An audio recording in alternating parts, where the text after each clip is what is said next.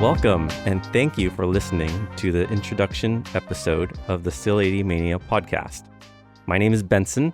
I'm your host, and we are in Southern California today in Sachiko Studio recording. Alongside me is our sound engineer, Marc Mondoy, and co-producer and co-host, Nadine Hsu. Welcome, guys. Hey. You. Thank you for joining me. I know that I wouldn't be doing this without the both of you. So thank you for your support and thank you for your encouragement. You're welcome. Yeah. So I want to first get into this podcast, what it is and why we're doing it. I think the best way of explaining why this is happening is because of an experience that I had. That's one of the reasons. So I got into drifting really early in the United States, and I was really involved in moving drifting from a illegal street drifting type culture to something that where we're having lots of sanctioned events now. We're in professional drifting now, but I had a lot of early on involvement, and it was a passion of mine. It was something that we would be doing a couple times a week, several times a month. And these were like in the early days of the internet. So Give a year. What year was that? yeah, like 2000. Well, I got into it much earlier than that, but I got my car in 99. It kind of went from there. So I feel like I was a very instrumental part of growing the scene here in Southern California. And through my website, in other places too. I made lots of friends from around the country, but there were a lot of things that I was able to document on my website. I was able to journal through the journal on my website, which is now considered blogs. But before it was just something where, I would just put it on my website and treat it like a journal, But there are a lot of people that had a lot of involvement with early drifting culture in the United States that didn't have that avenue. They didn't know how to program a website, and there weren't blog websites out there. And so there's a lot of people that didn't get to tell their story from a first person point of view. So I thought, what a great way of preserving some history that may not be on the internet yet by doing a podcast and allowing people to tell stories from the first person point of view.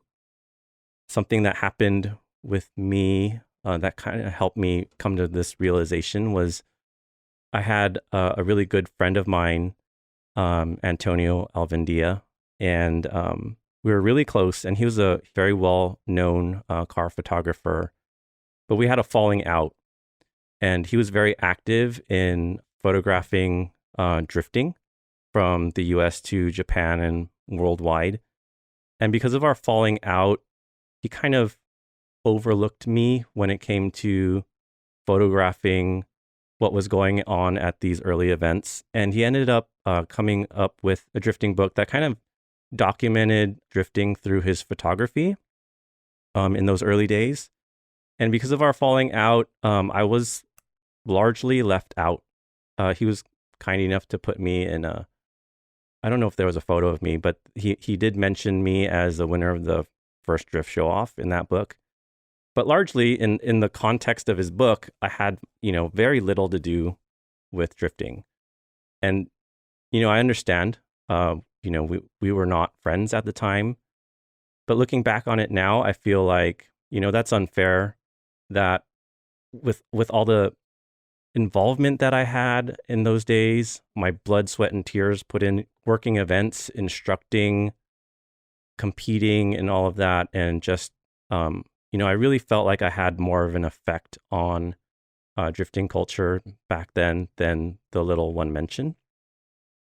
And so without something like this podcast, there are other people out there that might have a story. And just because they weren't mentioned in a book, or just because they don't have a website that is 20 years old where you can go back and look at, all the things that they did, they're so easily forgotten. I mean, there's so many examples of great things that we've seen growing up in like early drifting that never made it to the internet. So if you Google something, you may not find it. It doesn't mean that it never happened or didn't exist, but because you don't have a picture of it, you can't Google a person and an event happening. It's like it never happened. So this podcast is here to provide a service to people to get their unheard stories and put it on wax so that we can have something for years and years, so our future generations can hear it. And maybe some of the people that are listening now, they'll learn something. I hope you do learn something, and I hope that you can hear some of these stories and appreciate them because they have definitely helped us to get where we're at today. So that's my spiel.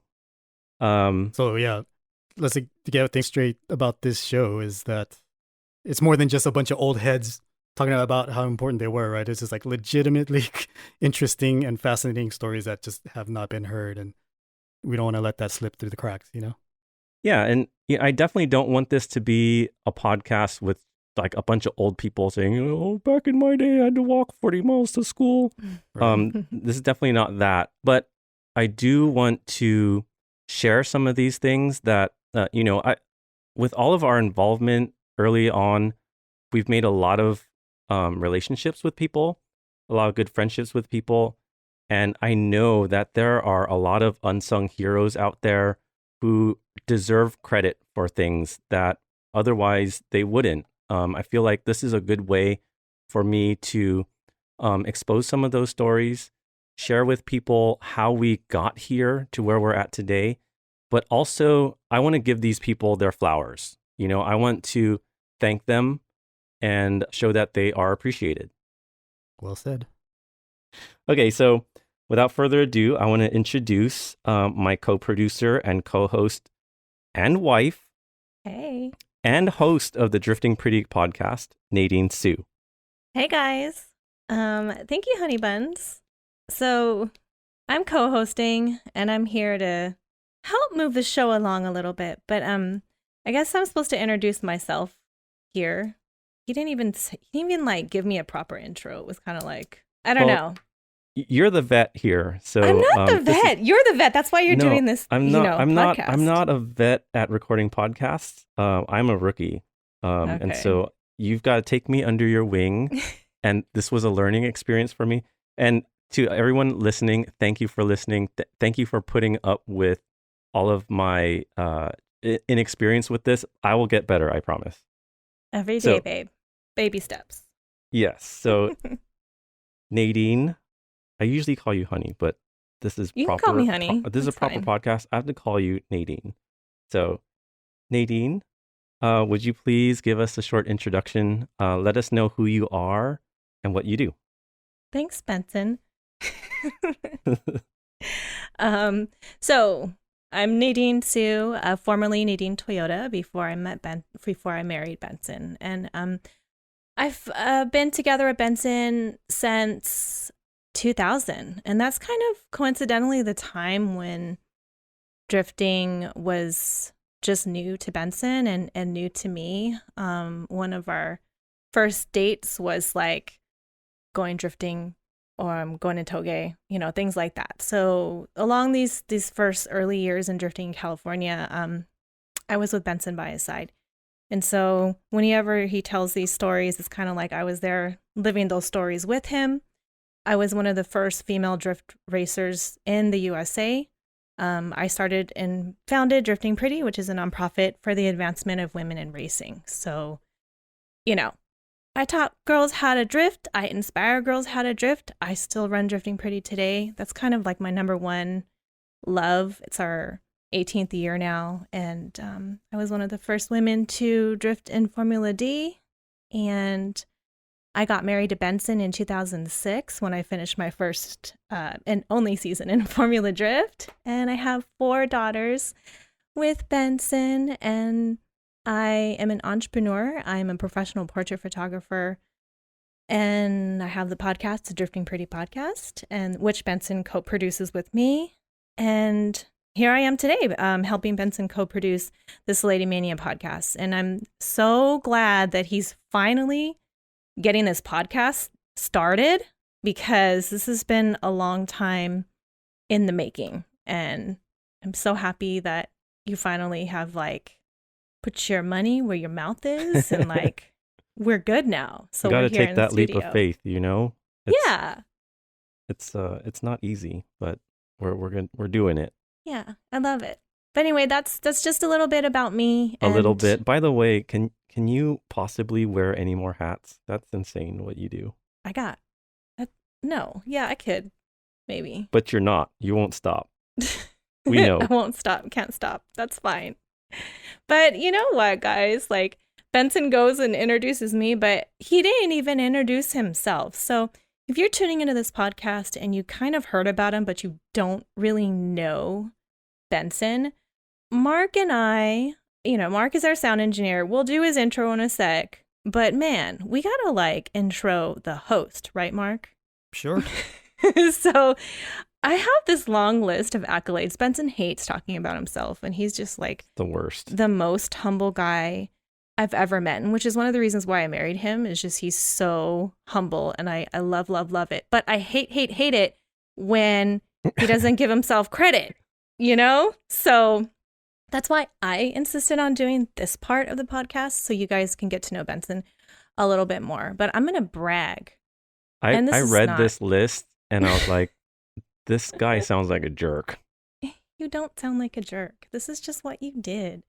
So okay, go I ahead. don't know. I'm gonna list it, Mark. But like, Mark, I want you to give me like, I'm gonna go like, accomplishments, and then you're gonna go deep. All right? Oh, okay. Like, yeah. All right. Yeah. When he was a jerk. Yes, sure. Let's go. True. Let's go with that. Don't research it, but yes. So Benson, he found out all about drifting back in 1997. So, maybe you weren't even born yet if you're listening to this podcast. I don't know. But Benson found drifting in 1997 through option videos and option magazines. And these were things that you could buy at Kinokuniya, which is the Japanese bookstore. Like, that was the place to get those things. And the that's videos also were bootleg videos from a like little Japanese video rental store back when they had those. In Irvine, right? Yep. What was it called? I don't remember what it was called. Mark, you used to go to that one too? Yeah, made like a half-hour drive just to rent option videos. Yeah, that wasn't close to you. That's funny. I was going to college in UC Irvine, so it was right there. No, the Japanese bookstore. Or I mean, it wasn't a bookstore. It was just a video rental. It was like Blockbuster for Japanese movies. So they had all the dramas there and there's a tiny little shelf with the option videos. Yeah.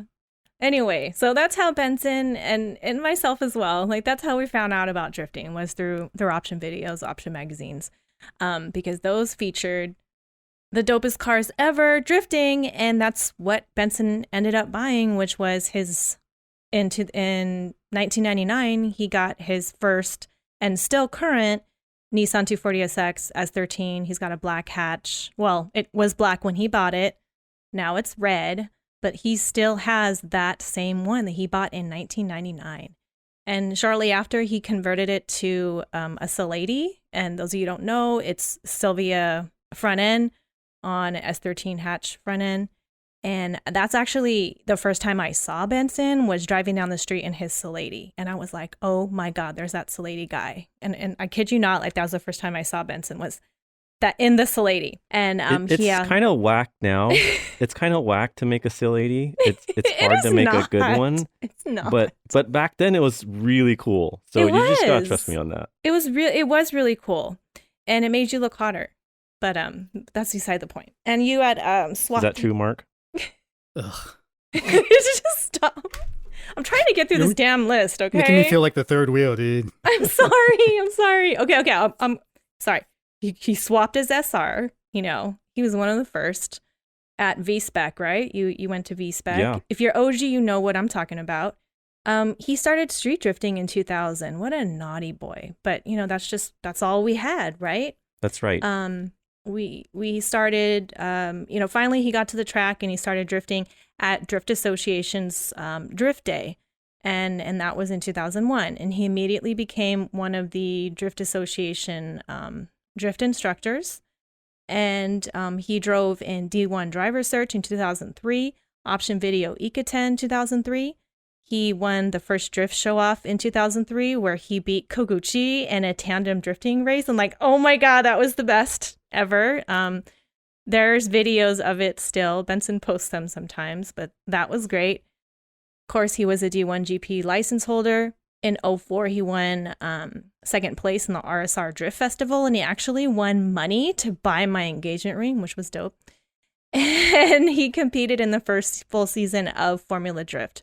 And he went to Sonoma, Houston, Atlanta, Irwindale.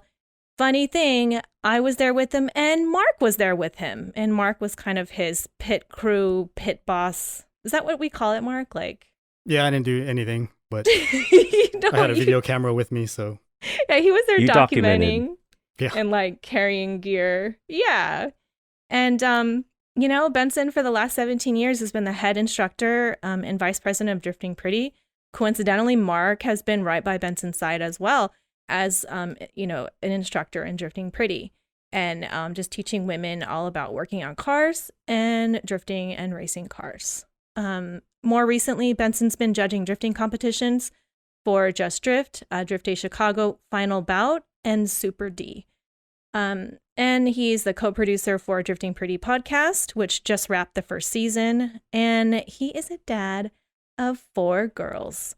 So that is like Benson's little list that I went down. But Mark, we're going to go deep. Like, let's also talk about Benson and, you know, as a person. Like, what are your thoughts? What should the listeners know about him? So I guess back then, like Benson said before, the internet was pretty new.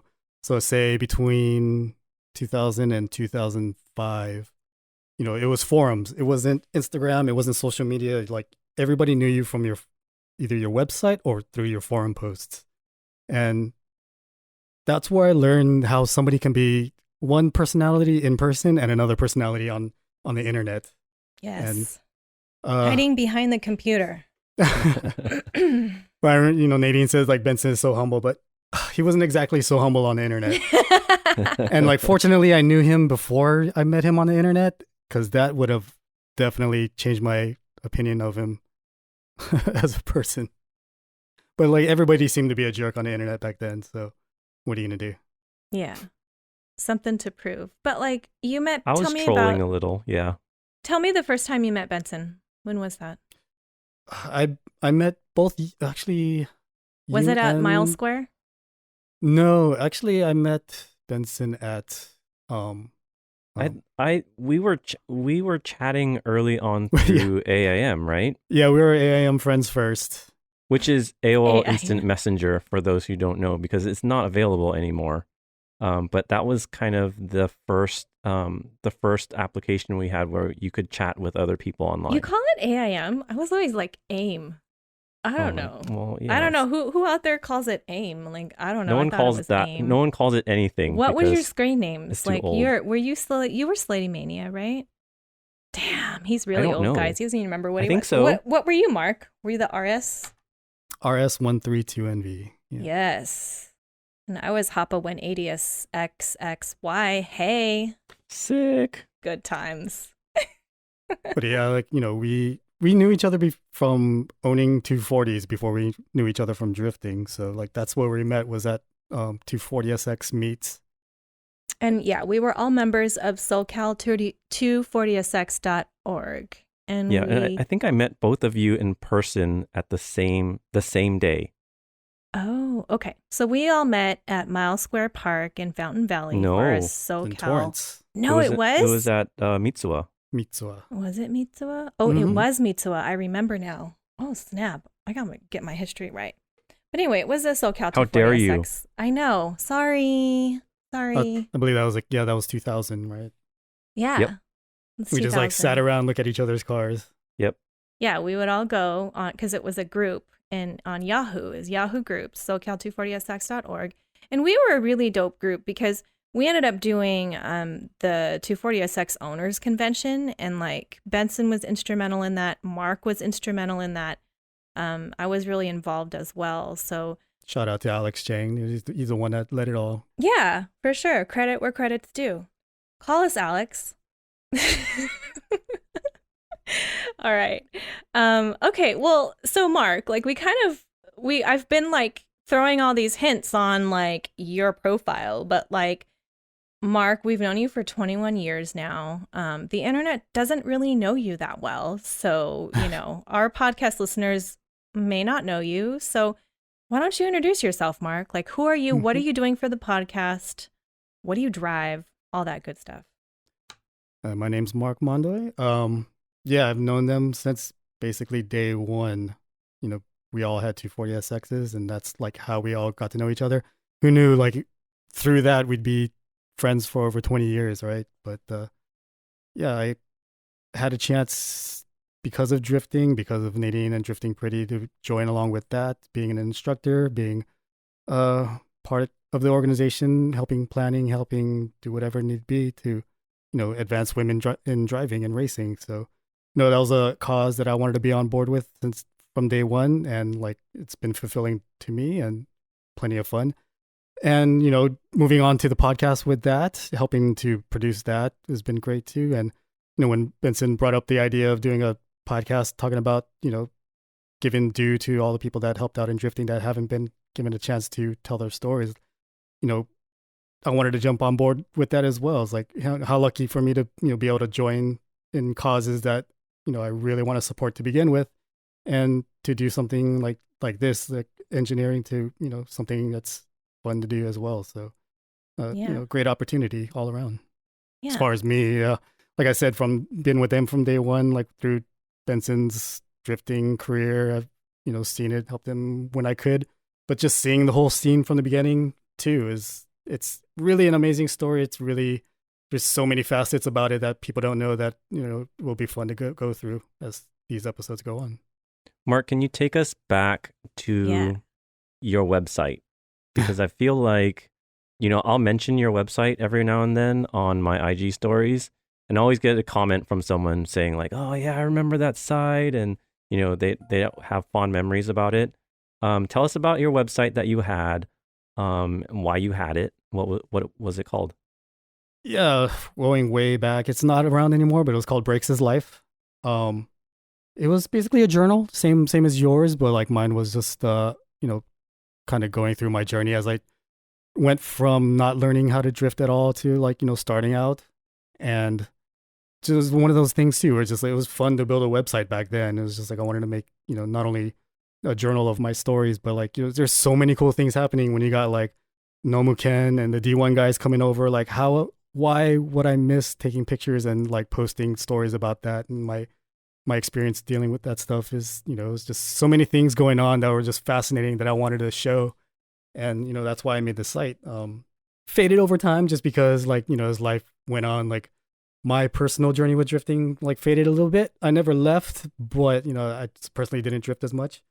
But, But you're drifting now?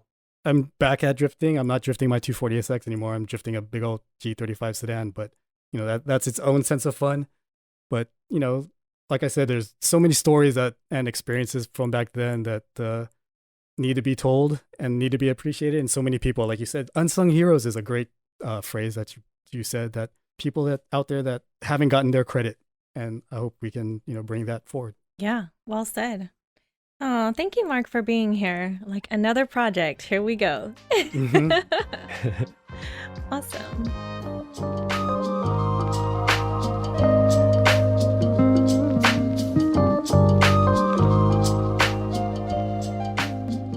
So I wanted to ask you guys some fun questions to help shed some light on who you really are. Oh. Yeah. Really? Yeah. These are going to be deep. Not really. These are just fun things I wanted to ask you guys. So as any car nut would know who likes to fix up cars, we always start from somewhere, right? And we're not always as smart as, we are today, right? Because we were just starting.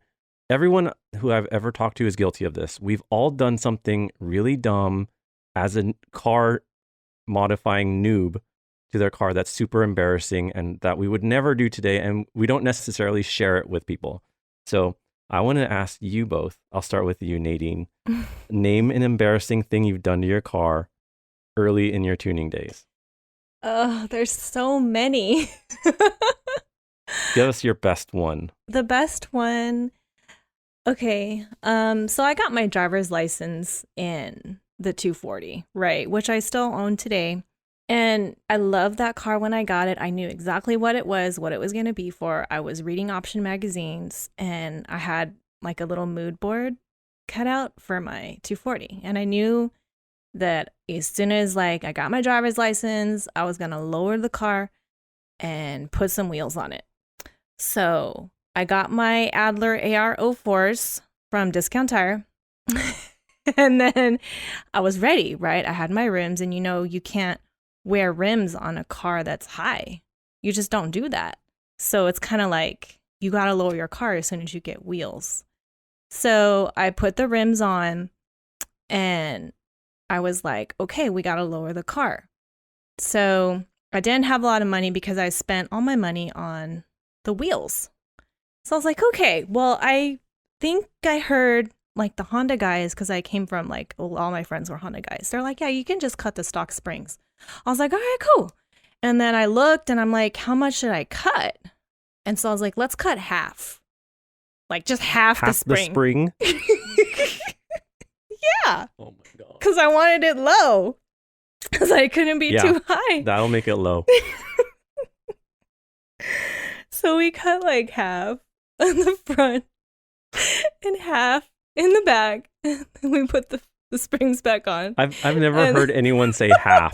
They'd always be like, oh yeah, I cut off like 2 coils, 3 coils. Or sometimes people would be like, oh yeah, I lowered it like 3 fingers or whatever. No one has ever told me, oh, I just cut half. Yeah. So anyway, the car was a little too low and I couldn't drive it because it would go like over a bump, and like if any bump, it would bounce like 10 times because you cut everything off. You have no whatever busted shocks you were on, right? And yeah, my shocks were busted. I knew they were. So I didn't even have enough money to go replace it with some like stock gas shocks. So the car was jacked. So then like my car was down for weeks because then I had to work. Oh, you didn't drive it like that? Stop. I tried, but it was really bad. Like really bad. Like I couldn't even go over like a little crevice in the street without it bouncing 10 times. Like it was insane. Like don't cut your stock springs, okay, people? Like whatever. So anyway, I saved all my money up to finally get some proper like lowering springs. You really had to spend money. Yeah, then I had to buy like real springs. Right? Yeah, then I had to buy like, Tokiko replacements, and then I started appreciating like the whole name brands because I would save up and like get the legit name brands and stuff. So it was a lesson learned that you probably can't shortcut the whole lowering thing when you have a 240. So wow, that was stupid. I never told you that one, but yeah. Anyway, good thing you didn't tell me that one because we might not be here today. Stop. I got you anyway. I got you where I want you. So what about you, Mark? It's your turn. Let's see. I got my first 240 in 97. But back then, I didn't know any like actual racers. So like all my influence for as far as car tuning was through my cousins who weren't into drifting or racetrack driving or anything.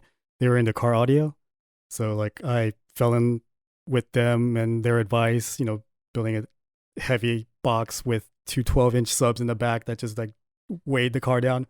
But the dumbest thing about that was, they convinced me to sound it in the car. And, back then I was in college, so I had no money as well. The idea was to spray bed liner from a can that you would get at AutoZone. And just to do the trunk, but they had no idea how much you actually needed. So I ended up buying like 10 cans of rubberized bed liner and just doused the trunk. Was this common practice, by the way? For idiots, yeah. Okay. It's not the proper material to use. Did you guys come up with this idea or did you read it? I think it was one of those things where it was like, what do you call it? Wives' tale or like urban, like a makeshift. Oh, you just spread bed liner. It's dead in your trunk. Sprayed 10 cans worth. It made like a 1/4-inch thick goo of like rubber all along the trunk that never dried and never went away. So it's just like for the rest of that car's life until I got rid of it like 6 years later. It's just a sticky mess underneath that carpet. Why didn't it dry? Truck bed liners dry. Yeah, you're supposed to like dried in the sun, but I kept my car in the garage. And it just like literally never dried from that point forward. So anything I put in the trunk, there's always a chance of just being like laced with goo. Never coming out. And never went away. Okay. That car Okay, was wait. cursed, Mark. Mark, did it sound good though? No, it didn't even help at all. Well, I mean, like, and then I managed to put like a 80 millimeter Gretty exhaust for my KA. That was like as loud as a bus anyway, so it didn't matter because like the car droned like crazy. So that was like a waste of time, waste of money. Wow. Okay. Wow. Who wins? Who wins, honey? Who wins? You can replace the springs. You can't replace the trunk. Well, okay. Well, let me tell you mine first before we decide who wins. Okay. This is gonna be good. But between you two, I'm leaning towards you, Nadine. Oh crap! That's not fair. Let's hear yours. Okay, so I'm going to tell you my embarrassing story, but there's another embarrassing layer on top of it. Okay, because when I graduated high school, I was commuting to Irvine for school, and my parents they knew we had to have an additional car in the family, so they bought a Mazda Protege, and I drove it. And I was watching option videos and stuff like that, and I was really into drifting.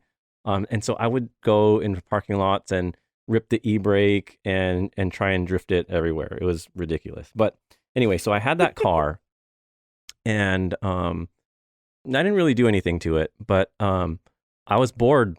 I think it was summer vacation right after graduating high school. I was bored, and I was with my friend Paul, and I was just like, the term forced induction, right? That's what turbos do. They force air into your engine, compressed air into your engine to make it faster, get more oxygen and more fuel, and makes more horsepower, right? So I was like, I have a genius idea.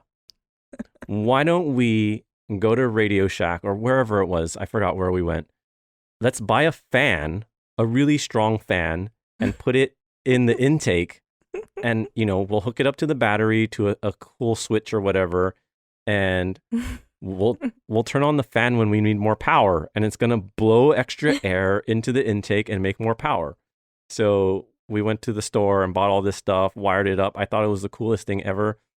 But it didn't do anything. It was just there. I just had like the coolest thing about it was just I had this light up switch on the inside of the car. So there wasn't even like a placebo effect where you're like, oh no, I do feel something. No, there was, but looking back on it, I knew it didn't do anything. So, that's my story. How long did you have that on there before you realized it was stupid? When it was time to give the car back to my dad when I bought my S13, I was like, I better take this crap out of here before you it lights up at night. You can't ignore that it's there. So you decided to take it off, or you didn't want to swap it into your S13? No, I took it all off.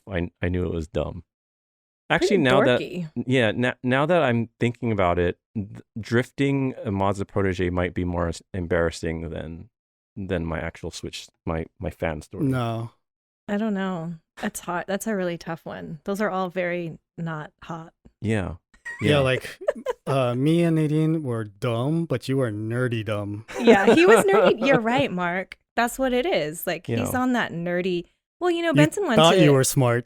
I did. I thought I was really smart. Like, Benson went to UCI for, like, computer science. Like, who's the dork? Not me. Just him. That's it. Okay, cool. Case closed. Yeah. Dorkiest thing? Okay, I can win the dorkiest award. Yeah. Fine. But you're able to take off that fan. I was stuck with this nasty goo on my... Oh, yeah. That sucks. What happened with that car, Mark? Did you sell it? No, I gave it away. Oh, okay. That's the only way you can get rid of it. Yeah. Okay. So, second question, and I'll start with Mark this time. Tell me about your first ever experience drifting in a car, and if it was you sitting passenger, I want to hear about that. But if your first experience drifting in a car was you driving, then tell me about that. I did a lot of dumb things before I was in the actual drift car, like thinking I was drifting, but I don't want to talk about it. It was really stupid. But the first time I was in a car that was actually drifting was actually... safe place, Mark. You can talk about that stuff. It's just me and Nadine. Yeah. Well, I mean, I spun on a freeway, faced the wrong way. It was, yeah. Anyway. Who hasn't done that? Yeah, I know. We've all done that here. Anyway, yeah, the first time I was in an actual drift car was actually with you at Button Willow. Really? Must have been in 2000, 2001. It must have been 2001, I would say, at a speed trial drift event, which was, a road racing event that had a drifting run group. And sitting with you, like, it was funny because, like, I knew about drifting. I actually watched, speed trial drifting from the outside a few times beforehand. Mm-hmm. I was like totally in love. But like when first time I sat in as a passenger, I thought it would be super exciting and super kind of scary. Mm-hmm. But the whole time when you were drifting, all I could think was like, I can do this. I get it. Right. Like, it seemed like not wild, I would say, like really technical, but just like it was from that point on, I knew like over road racing, over autocross, over any other kind of event, like this is what I wanted to do because, this was fun. Sweet. I didn't realize that. That's cool. Yeah, and like you weren't going crazy, but you were pretty I wasn't. smooth. I sucked. Yeah, I mean, but like you're one of the better ones out there for sure. Because like everybody sucked. But you said it was Button Willow? Mm-hmm. Oh, okay. I distinctly remember. Very Good cool. times. I didn't know that. What about you, Nadine? Oh, well, my first time in a drift car, it was before I was drifting myself, was with you as well. So Dang, you I popped win. my drift cherry. I win this podcast. Yeah, you phrase those questions just because you knew. I didn't know the answers. You're okay? like, I'm the drift pimp. But yeah, it was one of our very first times up at Toge. Like we drive up to GMR in Azusa, and when you drive up, you go to the top and you meet all your friends at the top at like this massive turnout, which could hold like 20 cars or whatever. It's a big spot, and I don't remember if it was the first time Benson brought me up or not, but we were at the top at the turnout, and then he's like, okay, hold on. And then he proceeded to chew donuts on the turnout in the mountains. Okay. He's so reckless. This is a different story than I remember. Okay, well, you can correct me, but No, I think you're right. I remember being really excited about doing more than just donuts because I started doing donuts, right? But then I was able to start doing corners. And when I was able to do a corner, I was like, I can't wait to show Nadine what I can do now. Yeah, well, but this is my first experience with you, which was donuts, right? Because you did donuts first before corners. Yeah. And yeah, and like, first of all, I didn't even know what the hell toge was, right? I didn't know the kanji when I was reading the option magazines, and I don't even know if they even talked about going to toge, right? Like, I didn't know what it was. And when he's like, you want to go to a toge party? I'm like, what the hell is a toge party? And I was like, toge? Like, I didn't know. So I didn't know what toge was. I found out what it was. We're racing in the mountains. I love that. And then donuts, like, I didn't even know what a donut was. Like, I grew up watching F1 racing. I didn't know what a donut was. So Benson showed me the first donut, and, we were on the top of the freaking mountain doing it in a turnout, which was really dangerous if I look back on it. But it was so fun and so intense. And I remember looking over the side of the mountain thinking like, damn, like if he doesn't do it right, like we're going to drive off the side of the mountain. But this is really fun. Like I just remember, and I was like, I want him to do it again. Like I love this. And then pretty soon, like going in the mountains, doing donuts in the mountains, drifting in the mountains, racing in the mountains was like my favorite thing to join Benson, doing. Like when he went, I was like, this is like so fun. We got to do this like every weekend. So I think like that whole experience, like the donuts and the toge, like I feel like that kind of went hand in hand and how I fell in love with drifting and motorsports. And also like as soon as we got to the track, like I was like, okay, I'm so done sitting with you. I need to drive, because it got boring real quick because I wanted to do it myself then. But it was just such a nice primer for my knowledge and experience in drifting and racing, was to just do this crazy stuff in the mountains. And it was so fun. It was like my defining moment in time. I remember you were kind of addicted, like scary addicted to going to toge. Because I remember, we would always go late at night and we would go on, well, we would go at any time before people realized what it was and what we were doing. So it didn't matter what day we would go. We would just go any day. But I remember sometimes I was like, babe, I'm tired. I just want to like watch a movie. You're like, no, let's go. And like, there's so many times where you wanted to go more than I did. And I was just like, all right, let's go. And then I remember telling you, show me your turbo when it glows. And I was like obsessed with seeing your turbo inside your SR glow because you were like running your car so hard, like, racing up the mountains and stuff. So that was like, my distinct memories were donuts at the top and a glowing like orange turbo. Like Glowing those brakes was fun too. That was really funny. And I remember seeing Slight Squad, who we're going to have on maybe this season. We'll talk about it. But hey, I didn't drop that yet. I know. Okay, cut it out. It's fine. But yeah, that was my first ever experience, which was, I think, definitely foundational to, what excites me and what kind of drove me to have the passion in drifting. Hey, good question, babe. Yeah. So, what about you? So mine, I'd met Dave and Mark from Slide Squad through AOL Instant Messenger, but I met up with them. And at this point, it was maybe 98 or 99. And, at this point, Dave and Mark were already drifting. I'm not sure if I had my car yet or not. I think I maybe just got my S13, or maybe this was right before. But I knew they were drifting, and I was always chatting with them all the time about drifting and where they go and stuff like that. And one of the places they went to was Toge. And so Dave picked me up from my house. He wanted to show me. So we went up to Toge, and, we were driving up Toge just like normal, right? Just doing some grip driving and chatting the whole way up. And then Dave was like, okay, I'm going to show you now. And I can't even tell you what he was doing because I was just so in awe of the whole experience. And this was in his Civic, okay? So, Glad you pointed that yeah, out. I know. This is going to be a shock to a lot of people, but he was in a Civic, and he'd pull the e-brake, and I remember it was a summer day or summer evening, and the windows were down, and a lot of people might think of drifting as like a violent experience inside the car, but for me, it felt like time slowed down. I was seeing everything in slow motion, and I distinctly remember the wind coming in from the side of the car through the windows. And this is something you never feel, right? Because if you have the windows down, they come through the windows, but they go past you, right?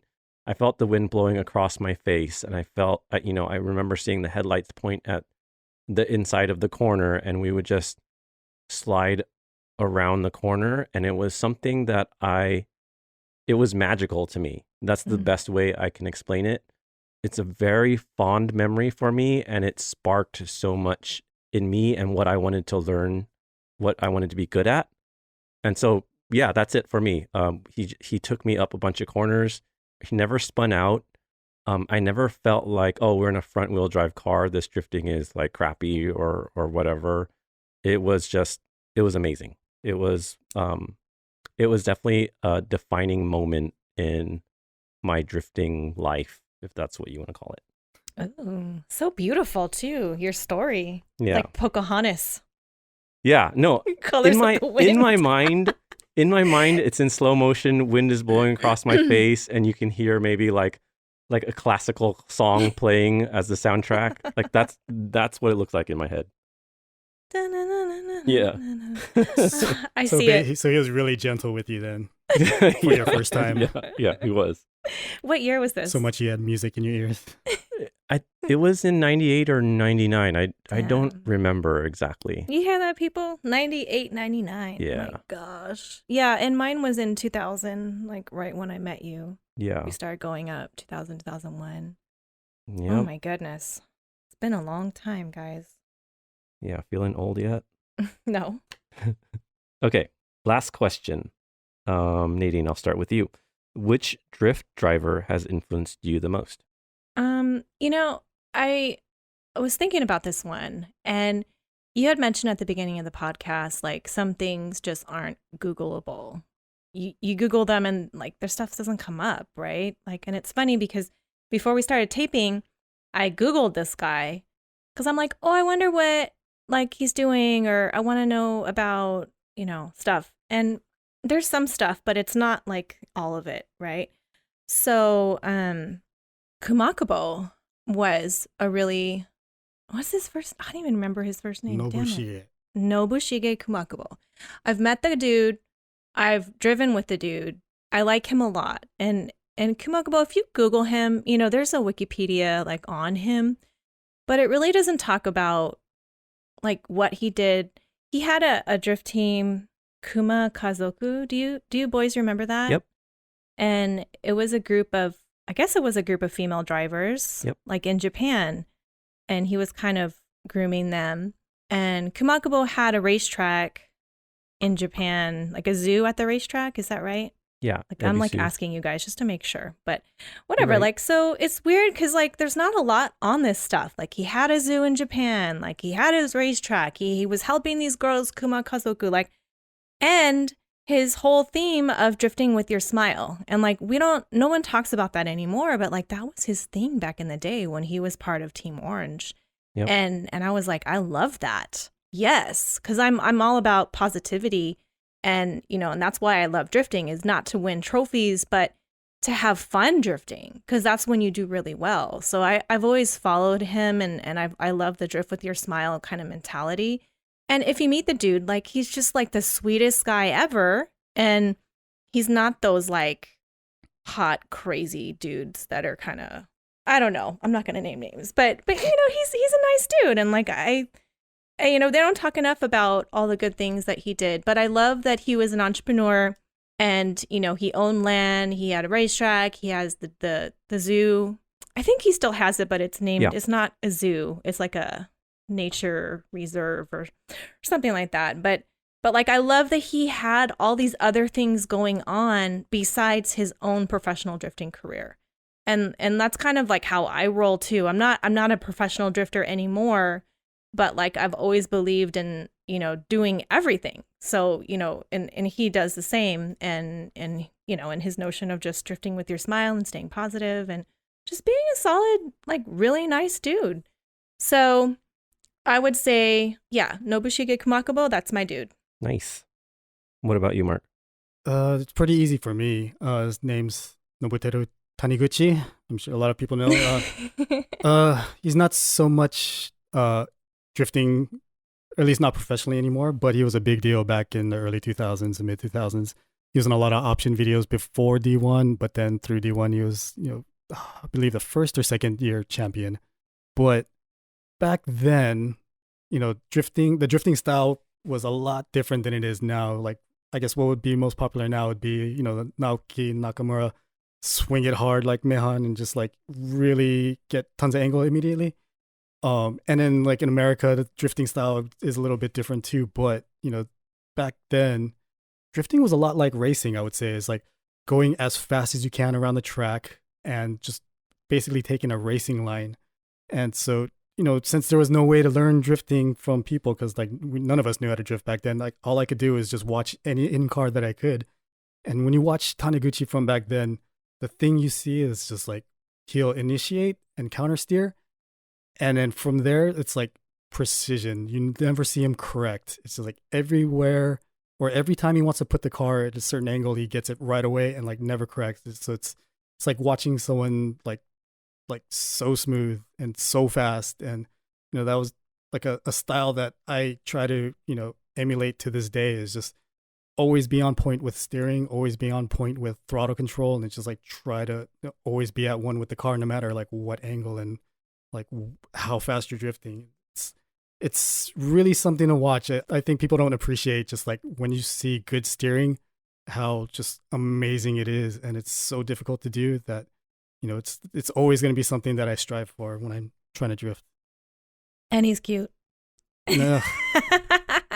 He's alright. He's like the playboy of drifting, right? And his D1 car was really nice. And his personal cars are nice. I don't care about how he looks. Because of his car for males and females, I guess.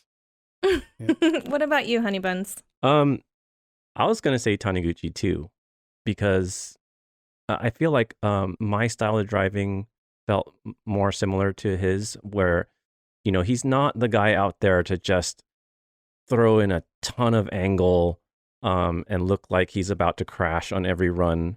He was super precise, and he was like a surgeon with his driving technique, right? He's so accurate with his throttle. And back then you would see like so many different styles, and you'd see like a lot of guys blipping the throttle like on and off, and you'd see some guys making lots of steering corrections, but not Taniguchi. Taniguchi knew exactly where the throttle needed to be, and he would keep the pedal there.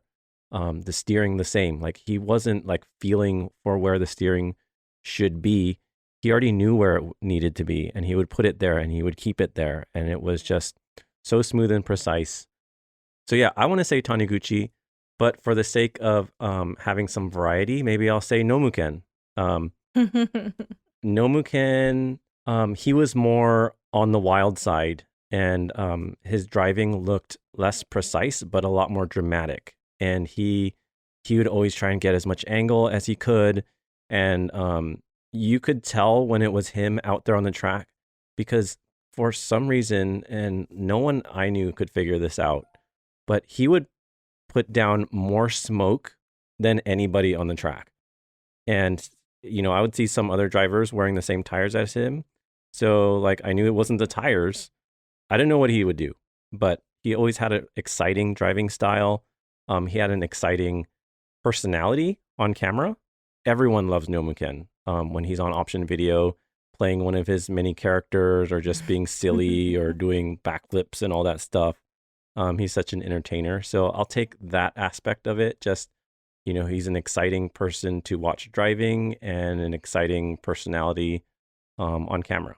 So I'll go with Nomuken. I remember, when the D1 drivers first came over and, were performing at Irwindale. And they finally brought their cars out, and there's so many good drivers out there, but Nomuken always had the most impact. He was the one that just like laid down the smoke, and everybody's eyes were like just immediately on him the entire run. And like he was wild, but it was crazy how precise he was too, because that's when they first started to really play with the wall at Irwindale and the inner bank and stuff, and he would be laying down smoke and being like an inch from the wall too. So right. Without a doubt, impactful. I forgot to mention his style in cars is so unique, right? Because a lot of the cars that we look up to back then, they're usually pretty clean, but Nomuken kind of had a wild style to him, and his he has a line of aero parts, and they were pretty crazy, and you could always tell when there was a Nomuken car because of the way it looked. It has his signature lines that he has on all of his aero. And to this day, he still makes aero for like the R34 sedan, and it's still new, and he has like new designs. Like, a lot of kits that are out there have been the same kits that have literally been out for 20 years, but he's still always coming out with new stuff, and it's always bold, but it always still looks pretty good. Yep. But this sparked a memory. Oh my gosh, you guys, I have to tell you, we were doing, I think it was Option Video Ika 10. I think it was Ika 10. I think you're thinking Ika 10. And Benson, the showman that he wants to be, showed up in a suit. And it was so funny because Nomuken was walking the paddock, and he like saw Benson roll up in his Sileity, came out of his car in a freaking suit. And Nomuken's like, what the? And he like ran over there with like the camera crew and like was interviewing Benson, just like, what are you doing? Like, what are you wearing? Oh my gosh, it was so funny. If you guys can like go back and see that video, like that's all on that Option Video Ika 10. Yeah, just don't watch the driving part of it. Yeah, the greatest day and worst day of my drifting career.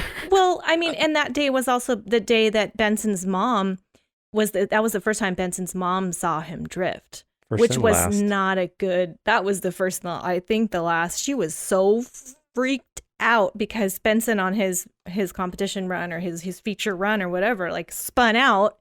And she's like, oh my God, he did terrible.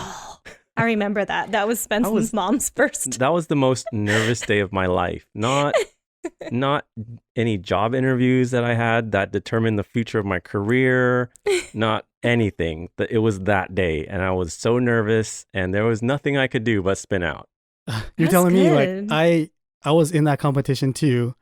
I missed the morning practice, so my first time on the actual course was my first run, and it was like, I don't know, like 6, 7 at night. So like under the lights in nighttime front of drifting. everybody, doing my first run, like using that to learn the course. And then turns out there's a cameraman like literally on the course too. So Was it yeah, Zaku? I do not know. It probably was Zaku. Nighttime drifting is no joke, guys. Like, it changes things. But But it was I remember definitely that. it was definitely one of the funnest days. Just like the camaraderie just of all the drivers, because like yeah, everybody sucked. So like there was nobody like trying to just prove themselves, because like everybody was just there to have fun, and it totally was, regardless of how the outcome was. Yeah. But Speaking yeah, of- Nomukin. Speaking of showman, I remember that day and when he was interviewing me, and then I had my girlfriend Nadine by my side, Oh God. and all of a sudden she started speaking Japanese to Nomukin, Oh please. tripped him out. Right, I he's don't in remember. America, and there's this girl who like maybe doesn't look like she can speak Japanese. She's speaking Japanese. I remember you took him by the arm and brought him to show him your car. I conveniently forgot about that piece, but I guess if That was you funny. say so. She's Funny. probably thinking like, oh, the American women, they're so strong. They're so strong. Such misfits. So if you want to see this video on YouTube, look up Doriten number 14 and DORITEN. it's Dori. and laugh at how bad all of us were back then. It was barely drifting. It's like a yearbook. It's great. I love that. It's so fun. Good memories, guys. Those Good are great stuff. questions. Those Yeah. are good questions. And I feel like this is kind of like a little like glimpse of how the future episodes are going to be. This great conversation we're having and reminiscing. Like, man, like these are such good memories. And I can't wait to hear like what we're going to uncover with our guests, right? Like these are just our memories, and I'm having such a good time. Like I could talk to you guys for hours about these fun memories. Like, so our guests, it's going to be really fun this season. Yeah, that's the goal. So Yeah. So tell us, honey buns, like what's with the season? Like what's your plans? okay. So I want to bring on old friends and new friends. I want them to reminisce. I want them to tell us things that a lot of us haven't heard yet. And so my first guest, I'm going to bring the heat, and I'm going to bring on Slide Squad. They are the first drift team in the USA. They formed in 98. The two members are Dave Scholes and Mark Hutchinson. They're really, I mentioned them earlier in the episode. They're old friends. They're good friends. They are my inspiration to begin drifting myself. They have their fingerprints on drifting all over the place. If you go on YouTube and you look up old videos at Ebisu or Nico Circuit, a lot of those videos are from Dave when he traveled to Japan and spent weeks there, living there. He was there when they opened Ebisu's Toge track for the first time. Yeah, I was gonna say I don't know if the video's on the internet, but the video is so old. It was the Toge track before the Toge track had trees. Yeah, they just finished completing it. And you'll see like a lot of our heroes in there. You'll see Kumakubo. You'll see Asamoto. You'll see Hiroshi and Yamashita. You'll see all kinds of legends in his videos, and he was there. He videotaped all of it. I can't wait to hear their stories. I know that for sure I'm going to learn some stuff that I haven't heard before, so I can't wait to share it with all of you. But yeah, they were around early on. They had a website, slidesquad.com, which is no longer around. And, it's been a really long time. And so I feel like they're the perfect guest to kick off this season of the Sileightymania podcast, because they have so much history. And I feel like a lot of people don't really know who they are. So I can't wait. Yeah, it's gonna be great. I'm excited, and I love too that like Dave and Mark are still very much in the scene in their own ways. Like Dave is a huge enthusiast still. Mark judges the drifting competitions with you. Like we've traveled together with Mark to like Chicago a couple times, like judging final bout for drifting. So it's like, they're still in it, Yeah. which is insane because it's been, I mean, you think we've been in it for a long time. Like they were doing it before us. Yep. So crazy to hear that perspective from even before we knew. So excited. Anyway. All right. So are we ready to close out your very first episode of the Sileightymania podcast, babe? Yeah, let's do it. Oh my gosh. All right, guys. So we're going to close out this episode with a big thank you to this episode's sponsor. Benson doesn't really know that I was going to say this, but Mount Low Brewery, which is right next to my studio, brought us over some liquid courage before we started taping. And I really have to give a shout out to Mount Low Brewery. That's Mount Lowe Brewery, which is Arcadia's first ever microbrewery. And you can follow them on Instagram at Mount Low Brewing and mountlowbrewing.com. First beer I've ever had with glitter in it. Yeah, so Benson's drinking their light raspberry ale with edible glitter, and it's 4% alcohol. I'm not sure if it's going to come back out. I'll keep you guys posted. Yeah, you can let us know later.